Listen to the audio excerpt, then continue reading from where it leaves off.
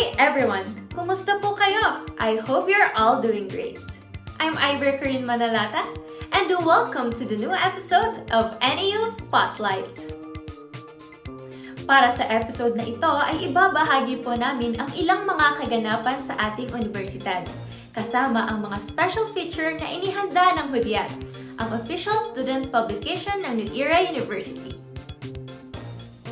Para sa events on Spotlight, inilunsad na Mental Health Awareness Month 2021 upang bigyang kahalagahan at isulong ang dagdag kamalayan ukol sa kalusugang pangkaisipan, naging matagumpay. Thrice, pinangunahan ang Science Fair 2021. Pinakabagong programa ng Hudyat na Usapan at NEU, inilunsad.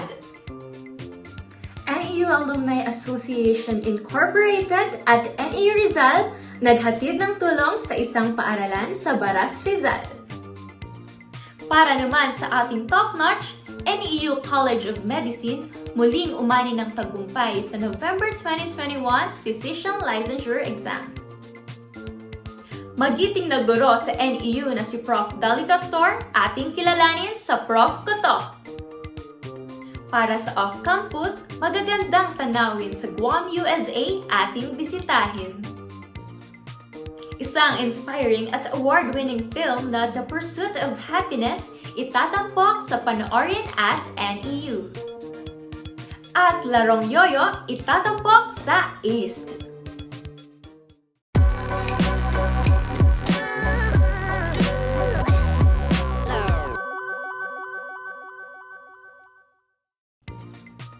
Month-long activity na Mental Health Awareness Month 2021 matagumpay na inilunsad ng Psychology Society at Psychology Review Group.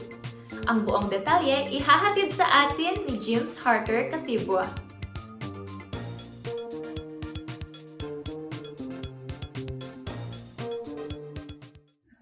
The perception of the public regarding mental health has improved over the past decades. However, studies show that stigma against it is still widespread, largely due to media stereotypes and lack of education. In connection to this, despite the pandemic and the absence of physical classes, the New Year University, spearheaded by the NEU Psychology Society and Psychology Review Group in collaboration with Guidance and Counseling Center, Health Services Department, and Human Resources Department, continue to advocate for mental health awareness to the NEU community. Through a kick-off program last October 25, 2021, this year's Mental Health Awareness Month was officially launched and was broadcast across NEU branches through YouTube Live. Dr. Nilo L. Rosas reminded us in his remarks that we must care for one another, spread awareness, and always look for the brighter side of life.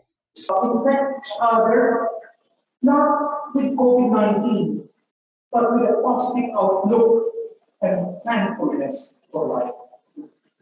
All in all, I hope that through these series of activities, NEUAAI University will continue to find breakthroughs over breakdowns.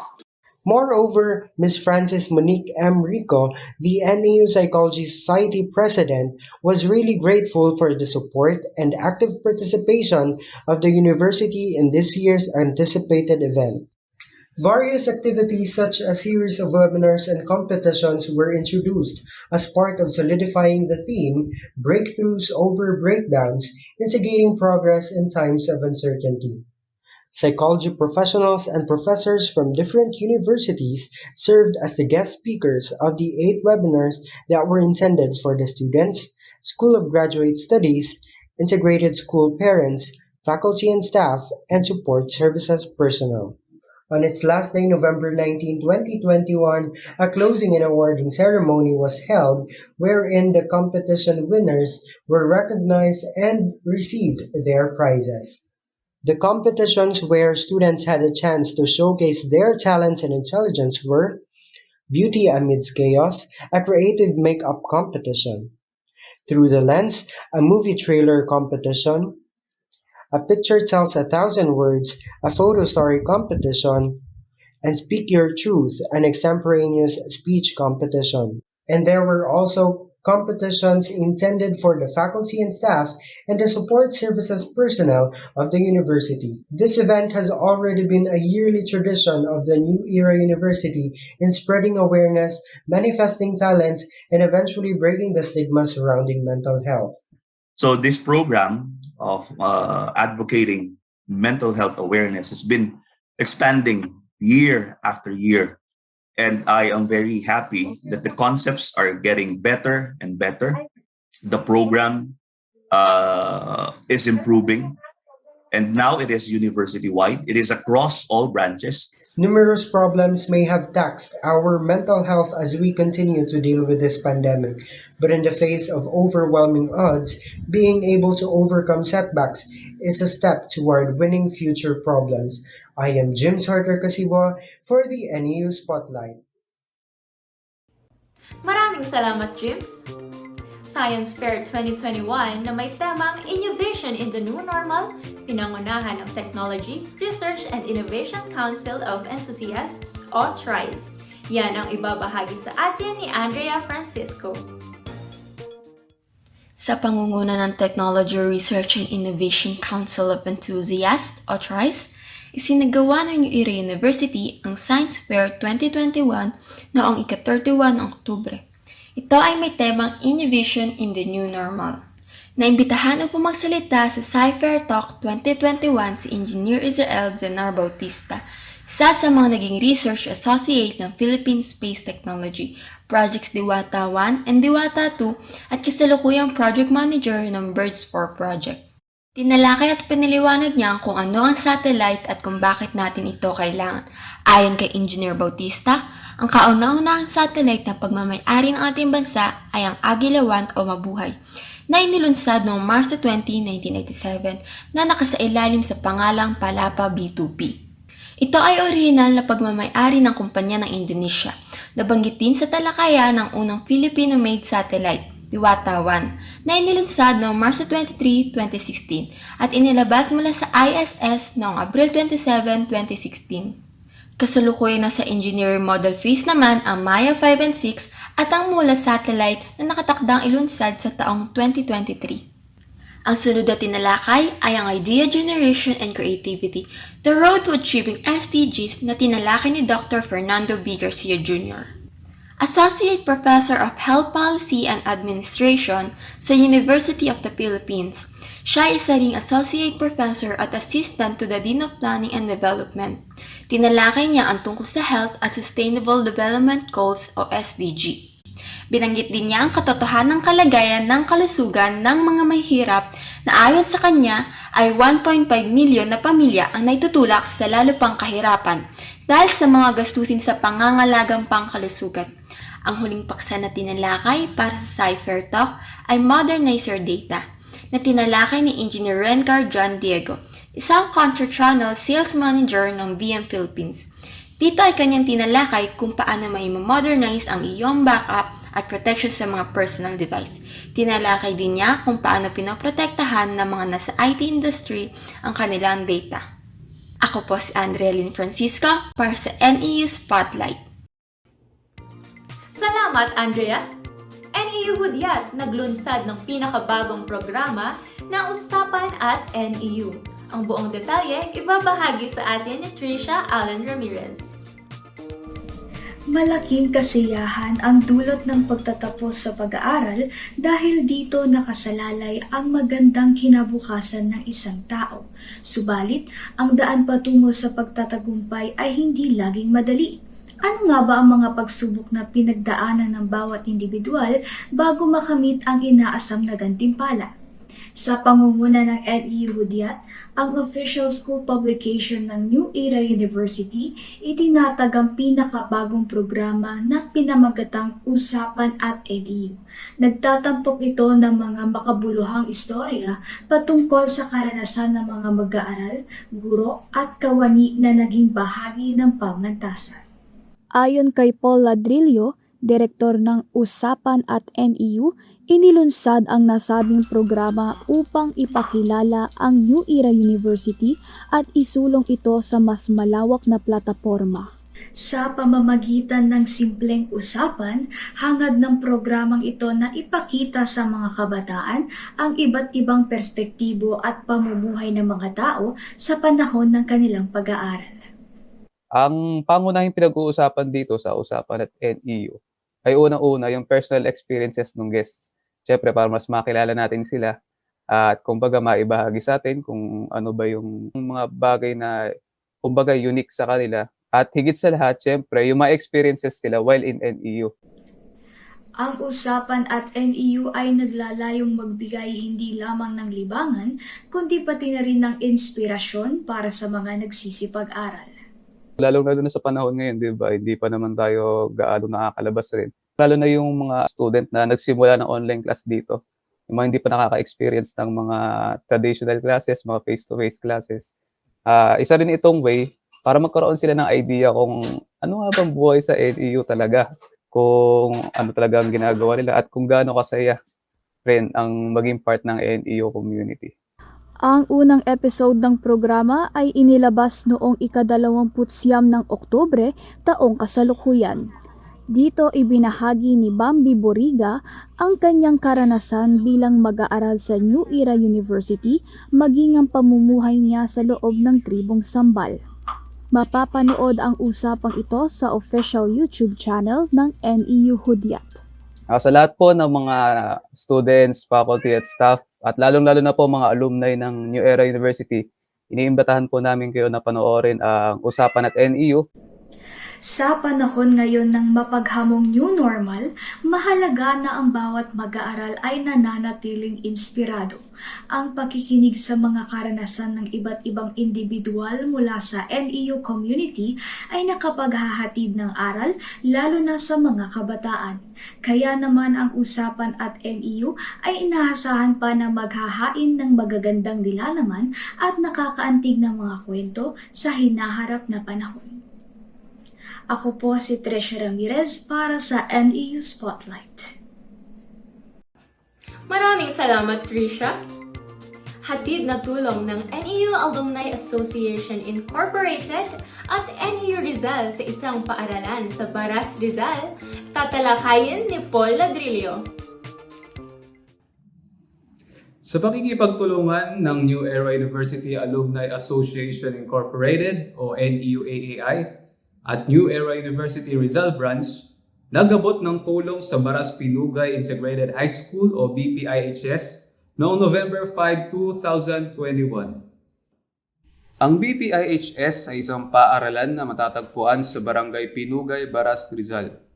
Ang nasabing paaralan rin ay isang prospect adopted school ng NEU Rizal. Kaya, ito ang isa sa mga unang hinatira ng tulong na pinangunahan ng NEUAAI sa pangunguna naman ni Attorney Chris M. Villalobos at NEU Rizal admin staff. Ang tulong na hinatid sa paaralan ay binubuo ng mga office supplies at maging ng mga health safety equipment tulad ng face masks at face shields. Si Dr. Marvin Bise, school principal ng BPIHS naman, ang tumanggap ng tulong. Ayon sa mensahe ni Attorney Villalobos, isa lamang ito sa maraming proyekto ng NEUAAI na nakafocus sa community development. Samantala, taos-puso naman ang naging pasasalamat ni Dr. Se sa tulong na tinanggap nila mula sa NEUAAI at NEU Rizal. Kanyang inilahad din na ang nasabing tulong ay makatutulong ng malaki, hindi lamang sa patuloy na operasyon ng paaralan, kundi maaari rin magamit para sa ligtas na pag-aaral ng kanilang mga estudyante sa kabila ng pandemya. Hanggang dyan po ang aking report. Ako po si Paul Ladrillo para sa NEU Spotlight. Salamat, Paul! New Era University College of Medicine muling nagtagumpay sa November 2021 Physician Licensure Exam. Ang buong detalye ihahatid sa atin ni Florife Jem Bocario.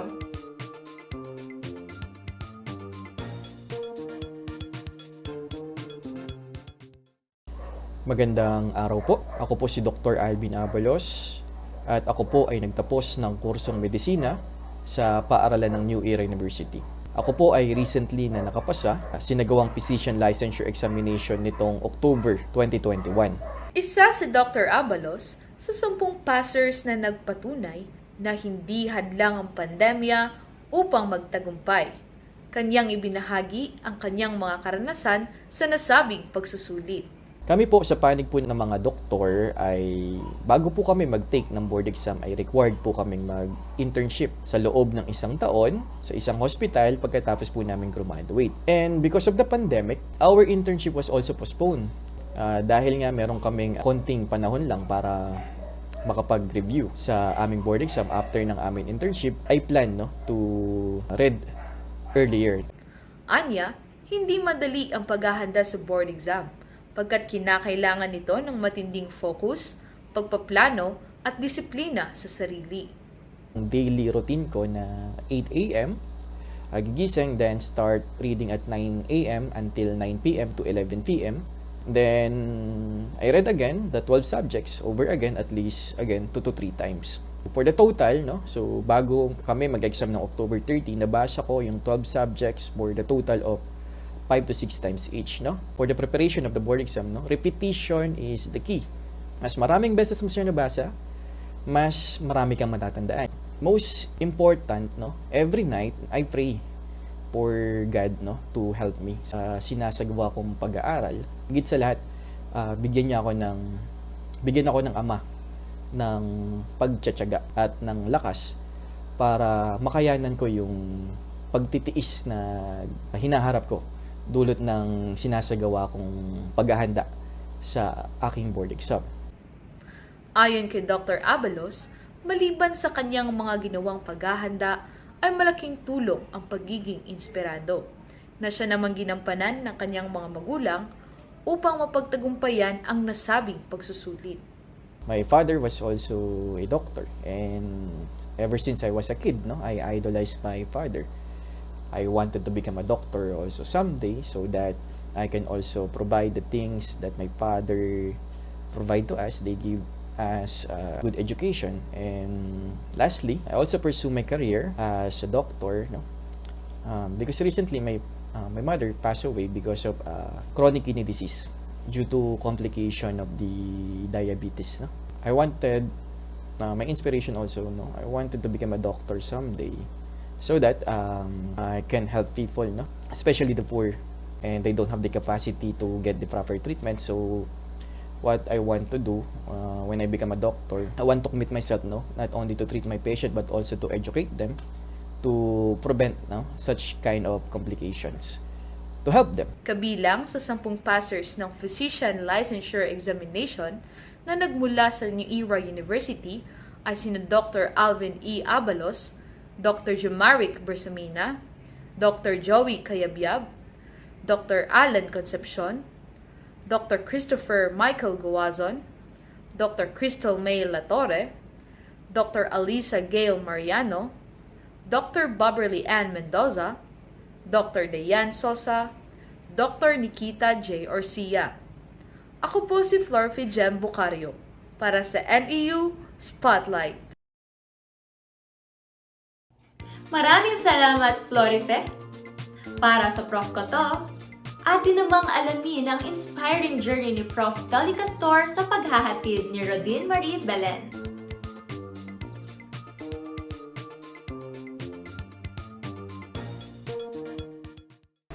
Professor Adolium V. Castor, or you may know her as Ma'am Dolly, teaches various Filipino subjects as well as the life and works of Rizal at NEUAAI University.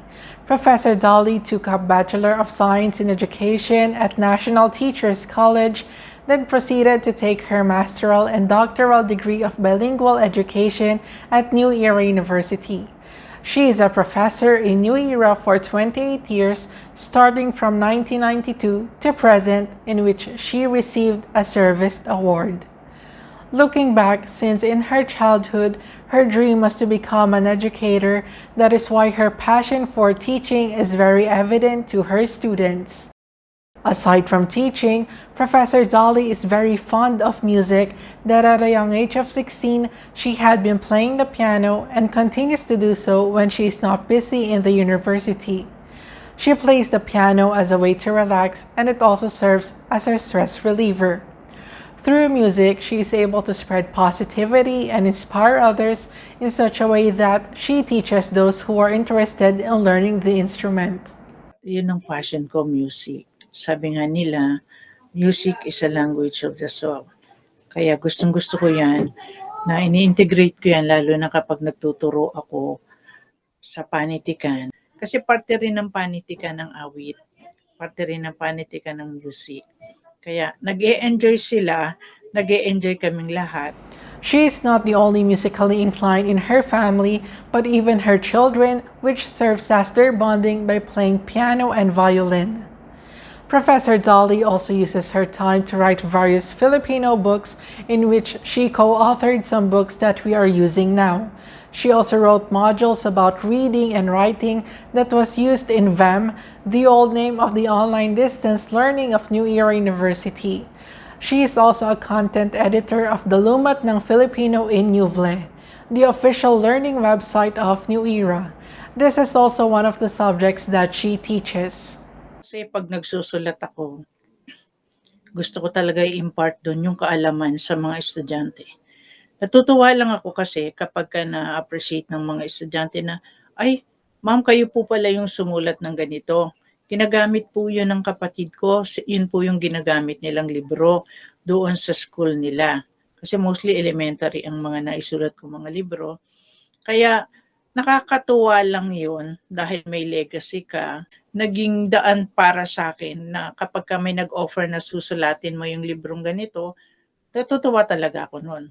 Enjoy ako sa pagsusulat. Lalo't yun ang fashion mo, tsaka legacy mo na rin yun bilang guro.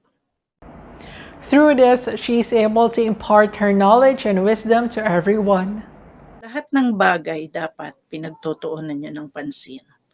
Maging palabasa, higit sa lahat, dapat marami kang maging kaalaman. Hindi ka lang focus doon sa kung ano lang yung gusto mo. Bawa, gusto mong maging teacher. No? Ang focus mo, teacher lang.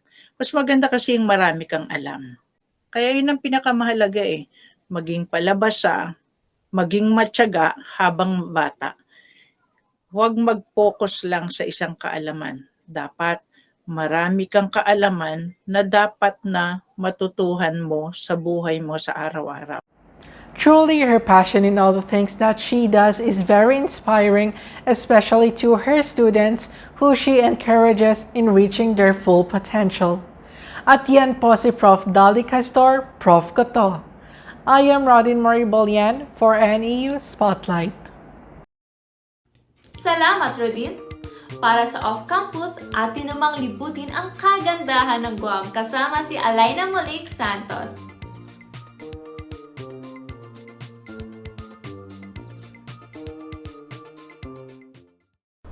Hello, or half a day as the Chamorros say. I'm here to show you all around the beautiful island of Guam. Welcome to Guam, where America's day begins. This small island is jam-packed with beautiful nature spots and a rich cultural history. Guam, also known as Guahan in the Chamorro language, is a U.S. territory located in Micronesia, which is a group of islands located on the Pacific Ocean. Guam is about 212 square miles, and you can even go around the island within a day. With the tropical, sunny weather, the gorgeous beaches, the beautiful hiking spots, and endless things to do as a tourist, it's so hard not to fall in love with this island of paradise. When visiting Guam, going to the beach is an essential part of your stay. Guam's coastline is surrounded with beautiful beaches where you can relax, go swimming, and go snorkeling to see little fish swimming with you around the coral reef. The water is cool, it's clear, and it's refreshing, and the waves aren't scary to swim in due to there being a coral reef barrier around the island. When you're done hanging out at the beach, the streets of Tumon offer many places to shop, especially for little trinkets and souvenirs that you would like for your trip. In Tumon, there is also a plethora of restaurants with a diverse range of cultural cuisines waiting for you to try their flavors. From Chamorro food to Filipino food to Japanese, Italian, Jamaican, Tumon has it all. Not only will your eyes be satisfied from all the beautiful scenery, but your stomach as well from all the delicious food that you'll be trying. Two Lovers Point, also known as Puntan dos Amantes in the Chamorro language, is one of Guam's most famous tourist attractions. It offers a view overlooking the island, perfect for taking a snapshot and for just enjoying the beauty of Guam. Well, that about wraps up our little tour of Guam. I hope you enjoyed and even learned a thing or two about the Chamorro people and this beautiful island. Enjoy paradise and other spectacular places from the comfort of your own home here on Off Campus. This has been Alina Monique Santos for NEU Spotlight. Maraming salamat, Alina. Sa panoorin at NEU, Hollywood film na The Pursuit of Happyness, tatalakayin sa atin ni Maurice and Franco.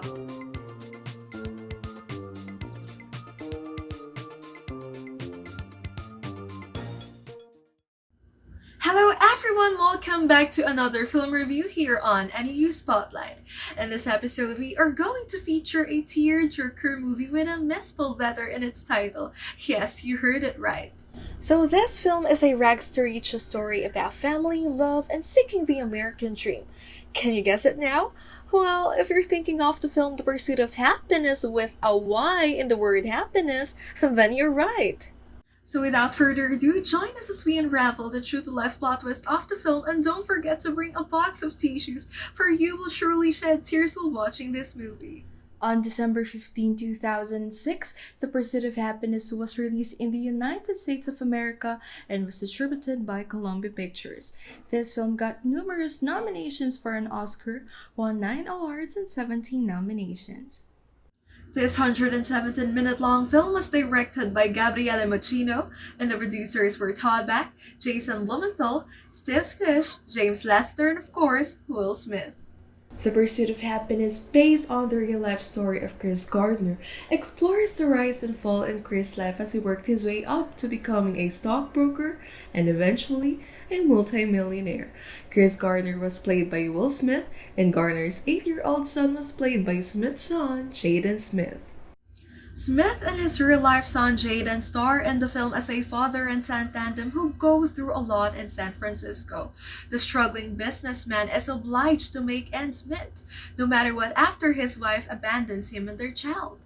He decides to risk it all and pursue a life he wasn't born into, despite barely holding on to an apartment and a life. Gardner, who has a natural aptitude for numbers, applies for a very challenging internship at a high-stakes brokerage firm. Only one participant from the entire class will be hired, and the internship isn't paid. Gardner, on the other hand, struggles to pay his bills at home, forcing him to live in homeless shelters and eat from soup lines. For the majority of its running time, this film is depressing. Every time Gardner experiences anything positive, something even more horrible occurs seconds afterward. This film does an almost uncanny job of lowering you to the level of a working class person and immersing us in a world where even pleasant events are simply a momentary reprieve from hardship. The bathroom scene in which Gardner and his son are forced to sleep in a subway bathroom overnight will be the most talked about. Honestly, it made my heart tear for a minute, and it is one of the most heartbreaking scenes I've ever watched. In his first appearance, Jaden Smith is terrific, and the connection between him and his father significantly contributes to the overall impact of the film. Despite how frustrating the film is, the relationship is the film's rock, the thing that keeps the viewers watching. The Pursuit of Happyness is one of the most discussed films during Oscar season because of the storyline and Will Smith's impressive acting performance. That's why I would recommend everyone to watch this film, ponder poverty and homelessness, and understand that it's not a choice and that everyone has a story to share. Life can change in a blink of an eye, but you have the power to shift your path. Thank you for joining us for the film review this month. This is Maurice and Franco for NEU Spotlight. Salamat, Maurice! Para naman sa East, makakasama natin ngayon si Edward Velasco upang ibahagi ang kanyang talent sa paglalaro ng Yoyo.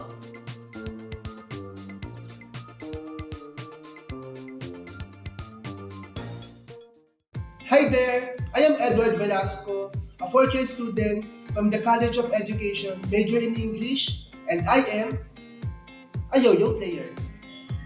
I started playing yo-yo when I was 7 years old because I was inspired by two children's show, The Super Yo-Yo and The Blaze. And for me, this simple ringtone is my channel where I can show my creativity, and it has also been my lifelong habit. So I encourage children to play yo-yo.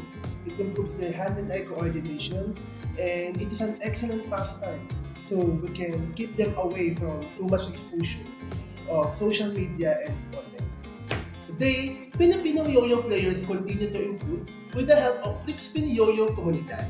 This group is the primary organizer of all the respected yo-yo competition in the country, including the Philippine National Yo-Yo Contest, which was the biggest and the most prestigious yo-yo contest in the Philippines. Yo-yoing is not just a hobby. It is a highly competitive sport. The World Yo-Yo Contest is the biggest, the toughest, and where the best of the best player around the world will compete for the title World Yo-Yo Champion. There are two types of yo-yo: the responsive and the unresponsive yo-yo. Here is a trivia. A Filipino immigrant named Pedro Flores invented the first modern yo-yo in 1920s in Florida. Later, his toy was acquired by Donald Duncan. Duncan Toys remains as the biggest yo-yo manufacturer and has the patent for yo-yo. Around the world, make a forward pass, but this time allow the yo-yo to make a complete circular motion and catch it back. Forward pass. Throw your yo-yo vertically and catch it. Long slipper.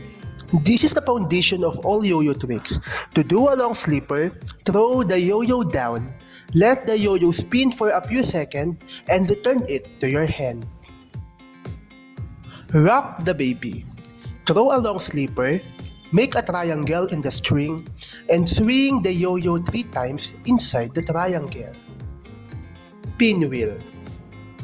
The first step is throw a long slipper, make a motion like you did in elevator. Pinch the string and try to make a little around the world.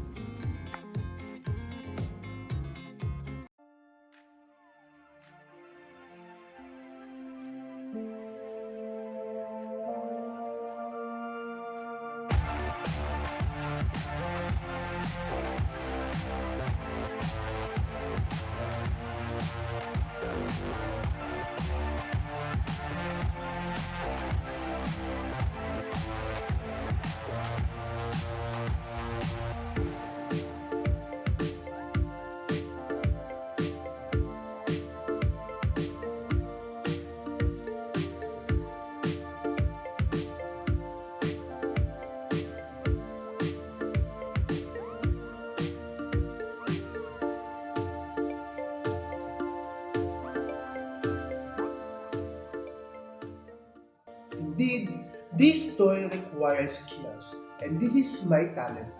I am Edward Velasco for NEU Spotlight. Maraming salamat, Edward! At yan po ang naging mga kaganapan sa ating universidad. Thank you for sticking with us today, and don't forget to hit that like button and subscribe to our YouTube channel. Huwag ring kalimutan na i-on ang notification bell para manatili kayong updated sa mga episode at mga programa na ilulunsad ng Hudyat. Muli, ako po si Ivor Corinne Manalata at ito ang NEU Spotlight.